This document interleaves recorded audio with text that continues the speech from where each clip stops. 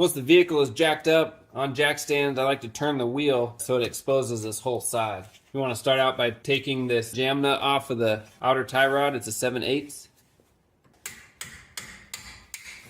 You just want to crack it loose because we'll want to spin the outer tie rod off. Now we can take this lock nut off. It's a 19 millimeter.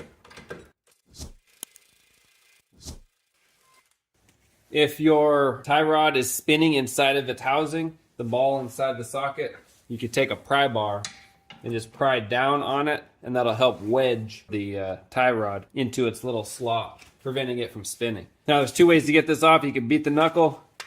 A lot of times that vibration will pop it up. Or you can use a pickle fork like this one and just slide it in and beat on it, and that'll separate it.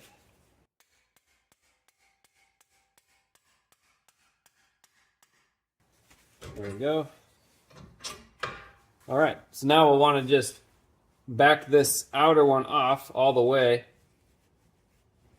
If yours is having trouble coming off, you could put a wrench right here. Now, let me get the size for you. It's a 15 millimeter wrench you could put on this end, and that'll hold it while you're spinning it off. Now there is a right and a left. You can't really get them mixed up because they curve a certain way. Let me show you that. We're going to do the other side too. See how it curves the opposite way. So we can't accidentally get them mixed up. Anyway, but there is a right and a left. So we'll go ahead and thread this on. Another method of getting yourself in the ballpark is counting how many turns it took to come off. That'll get you somewhere close as well.